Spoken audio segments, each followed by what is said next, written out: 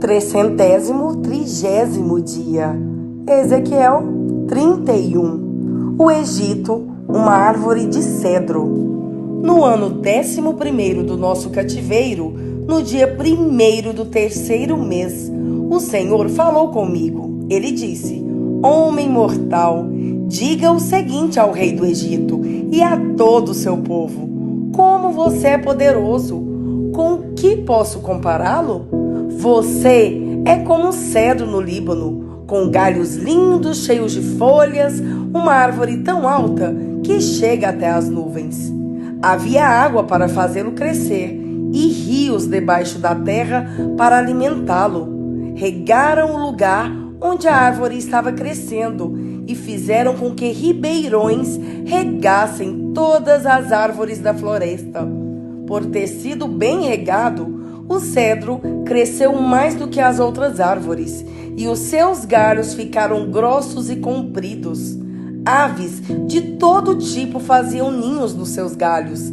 Embaixo dele, os animais ferozes davam cria, e na sua sombra, as nações do mundo descansavam. Como era linda aquela árvore, tão alta e com galhos tão compridos!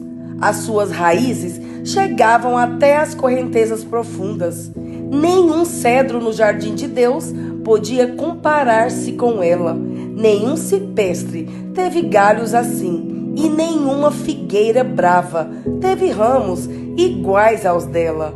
Nenhuma árvore no jardim de Deus foi tão linda como aquela. Eu a fiz linda assim e cheia de muitos galhos. No Éden, o jardim de Deus, todas as árvores a invejavam. Agora eu, o Senhor Deus, direi a vocês o que vai acontecer. A árvore cresceu tanto que chegou até as nuvens, mas, conforme crescia, também aumentava o seu orgulho. Por isso, rejeitei a árvore e vou deixar que um rei estranho a conquiste. Ele dará a ela o tratamento que a sua maldade merece. Estrangeiros cruéis a derrubarão e a abandonarão. Os seus galhos e ramos quebrados cairão em todos os vales e em todas as montanhas do país. Todas as nações que viveram embaixo da sua sombra irão embora. Os pássaros pousarão na árvore caída e os animais ferozes andarão por cima dos seus galhos. E assim, daqui em diante, nenhuma árvore, por mais bem regada que seja, crescerá tanto que os seus galhos cheguem até as nuvens. Todas elas estão condenadas a morrer como seres humanos mortais e a se juntarem com aqueles que descem para o mundo dos mortos. O Senhor Deus diz o seguinte: no dia em que a árvore descer ao mundo dos mortos, farei com que as águas que estão debaixo da terra a cubram, como sinal de tristeza. Farei com que os rios parem e não deixarei que os muitos ribeirões corram. A árvore morreu e por isso trarei escuridão sobre os montes Líbanos e farei com que sequem todas as árvores da floresta. Quando eu a lançar no mundo dos mortos, o barulho da sua queda abalará as nações. Todas as árvores do Éden e todas as árvores do Líbano, as mais belas e as mais bem regadas, e que já estão no mundo lá de baixo, vão ficar contentes com a sua queda. Elas irão com ela ao mundo dos mortos, para se juntar com aquelas que já haviam caído. E todos os que viviam na sua sombra serão espalhados entre as nações. A árvore é o rei do Egito e todo o seu povo. Nem mesmo as árvores do Éden eram tão altas e vistosas. Mas agora, como as árvores do Éden, ela descerá ao mundo dos mortos e se juntará aos que não foram circuncidados e aos que forem mortos na guerra. Eu, o Senhor Deus, falei. Ezequiel 32. O rei do Egito, um crocodilo. no ano 12º do nosso cativeiro, no dia 1º do 12º mês, o Senhor me disse o seguinte: homem mortal, cante um cântico fúnebre a respeito do rei do Egito. Diga-lhe isto: você age como um leão no meio das nações, mas parece mais um crocodilo nadando e agitando a água do rio. Com as suas patas, você turva a água e suja os rios. Quando muitos povos se ajuntarem, eu, o Senhor Deus, o pegarei na minha rede e deixarei que eles puxem a rede para a praia. Eu o deixarei em lugar seco. Eu o jogarei na terra e trarei todos os pássaros e animais do mundo para que comam a sua carne. Cobrirei montanhas e vales com o seu cadáver podre. Ensoparei a terra com o seu sangue e ele cobrirá as montanhas e encherá os rios. Quando eu destruir você, cobrirei o céu e apagarei as estrelas. Esconderei o sol atrás das nuvens e a lua não brilhará mais. Apagarei todas as luzes do céu e lançarei o seu país na escuridão. Sou eu, o Senhor Deus, quem está falando. Você será destruído e eu espalharei essa notícia em países de que você nunca ouviu falar. Aí, muitas nações vão ficar em confusão e espantadas com o que eu vou fazer com você. Quando eu agitar a minha espada, os meus reis ficarão apavorados. No dia em que você cair, todos eles tremerão de medo de perder a vida. O Senhor Deus continua a dizer ao rei do Egito: você enfrentará a espada do rei da Babilônia. Deixarei que os soldados de nações cruéis peguem a espada e matem milhares de egípcios. Eles arrasarão tudo aquilo de que você tem orgulho e matarão o seu povo.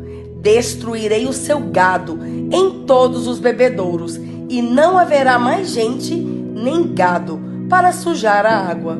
Deixarei que as suas águas assentem e fiquem claras e farei com que os seus rios corram calmamente. Sou eu, o Senhor Deus, quem está falando. Quando eu fizer o Egito virar um deserto abandonado e destruir todos os que vivem ali, as outras nações ficarão sabendo que eu sou o Senhor.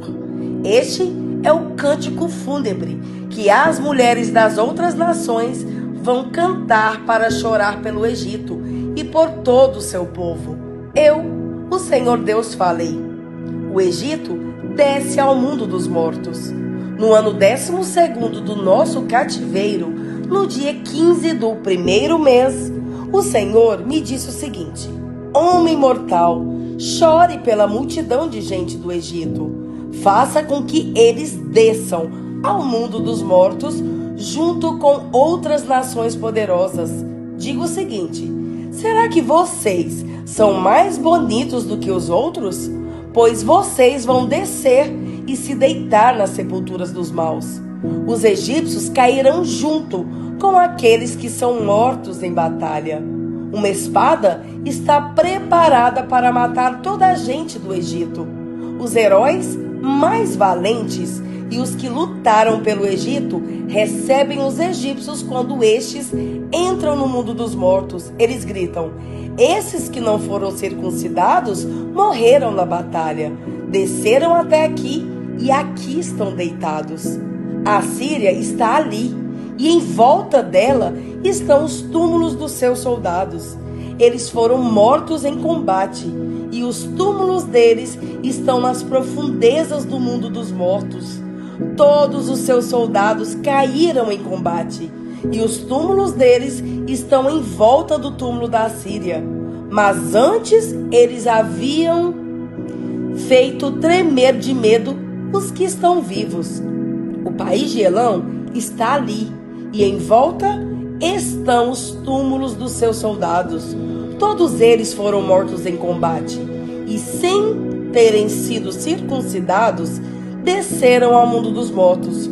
Quando estavam vivos, eles espalhavam o terror, mas agora estão mortos e cobertos de vergonha. Elão está deitado no meio dos que foram mortos em combate, e os túmulos dos seus soldados estão em volta dele. Nenhum deles foi circuncidado. Todos eles foram mortos em combate. Quando estavam vivos, eles espalhavam o terror, mas agora estão mortos e cobertos de vergonha, fazendo companhia aos que foram mortos em combate. Os países de Meseque e Tubal estão ali, e em volta estão os túmulos dos seus soldados. Nenhum deles foi circuncidado. Todos eles foram mortos em combate, mas antes eles haviam causado terror na terra dos que estão vivos. Eles não foram sepultados com homenagens, como os heróis dos tempos antigos, que desceram ao mundo dos mortos com as suas armas. As suas espadas foram colocadas debaixo das cabeças e os escudos em cima dos corpos. Esses heróis tiveram poder para causar terror na terra dos que estão vivos. Será assim que os egípcios estarão esmagados no meio dos que não foram circuncidados e que morreram no combate. O país de Edom está ali, com seus reis e autoridades. Eles foram soldados corajosos, mas agora estão deitados no mundo dos mortos, junto com os que não foram circuncidados e que morreram em combate.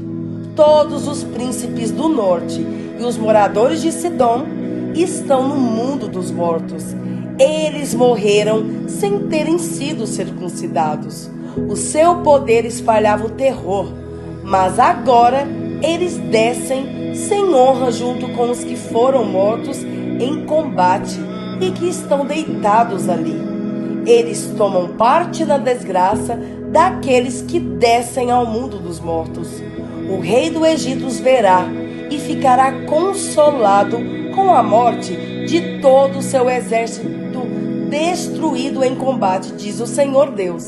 Eu fiz com que o rei do Egito deixasse os vivos apavorados, mas ele e o seu exército serão mortos e ficarão deitados junto com todos os não circuncidados, que foram mortos em combate. Eu, o Senhor Deus, falei. 1 Pedro 1. Saudação. Eu, Pedro, apóstolo de Jesus Cristo, escrevo esta carta ao povo de Deus que vive espalhado nas províncias do Ponto, Galácia, Capadócia, Ásia e Bitínia. Vocês foram escolhidos de acordo com o propósito de Deus o Pai, e pelo Espírito de Deus vocês foram feitos um povo dedicado a Ele, a fim de obedecerem a Jesus Cristo e ficarem purificados pelo seu sangue. Que vocês tenham mais e mais a graça e a paz de Deus. Esperança no meio das provações. Louvemos ao Deus e Pai do nosso Senhor Jesus Cristo. Por causa da sua grande misericórdia, Ele nos deu uma nova vida pela ressurreição de Jesus Cristo. Por isso, o nosso coração está cheio de uma esperança viva. Assim, esperamos possuir as ricas bênçãos que Deus guarda para o seu povo. Ele as guarda no céu, onde elas não perdem o valor e não podem se estragar, nem ser destruídas. Essas bênçãos são para vocês que, por meio da fé, são guardados pelo amor de Deus para a salvação que está pronta para ser revelada no fim dos tempos. Alegrem-se por isso, se bem que agora é possível que vocês fiquem tristes por algum tempo, por causa dos muitos tipos de provações que vocês estão sofrendo. Essas provações são para mostrar que a fé que vocês têm é verdadeira, pois até o ouro que pode ser destruído é provado pelo fogo. Da mesma maneira, a fé que vocês têm, que vale muito mais do que o ouro, precisa ser provada para que continue firme. E assim vocês receberão aprovação, glória e honra no dia em que Jesus Cristo for revelado. Vocês o amam, mesmo sem o terem visto, e creem nele, mesmo que não o estejam vendo agora. Assim, vocês se alegram com uma alegria tão grande e gloriosa que as palavras não podem descrever. Vocês têm essa alegria porque estão recebendo a sua salvação, que é o resultado da fé que possuem. Foi a respeito dessa salvação que os profetas perguntaram e procuraram saber com muito cuidado. Eles profetizaram a respeito da salvação que Deus ia dar a vocês e procuraram saber em que tempo e como essa salvação ia acontecer. O Espírito de Cristo que estava neles indicava esse tempo, ao predizer os sofrimentos que Cristo teria de suportar e a glória que viria depois. Quando os profetas falaram a respeito das verdades que vocês têm ouvido agora, Deus revelou a eles que o trabalho que faziam não era para o benefício deles, mas para o bem de vocês. Os mensageiros do Evangelho que falaram pelo poder do Espírito Santo, mandado do céu, anunciaram a vocês essas verdades. Essas são coisas que até os anjos gostariam de entender. Uma vida santa. Portanto, estejam prontos para agir. Continuem alertas e ponham toda a sua esperança na bênção que será dada a vocês quando Jesus Cristo for revelado. Sejam obedientes a Deus e não deixem que a vida de vocês seja dominada por aqueles desejos que vocês tinham quando ainda eram ignorantes.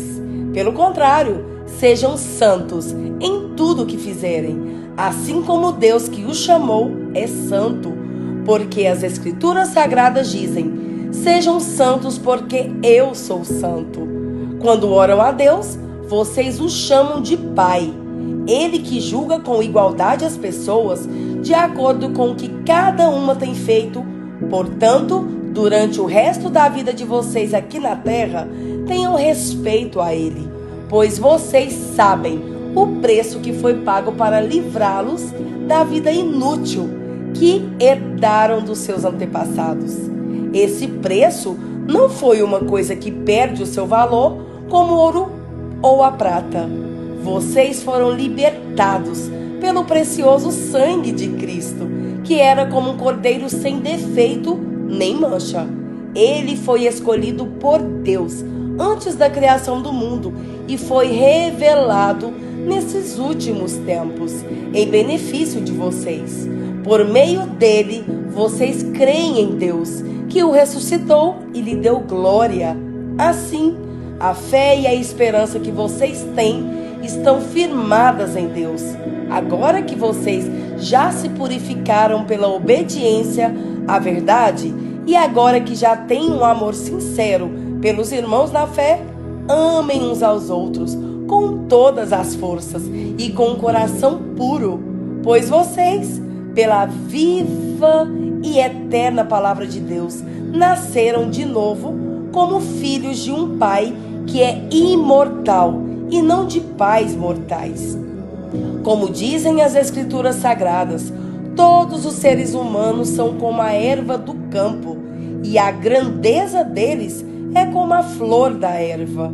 A erva seca, e a flor cai, mas a palavra do Senhor dura para sempre. Esta é a palavra que o Evangelho trouxe para vocês.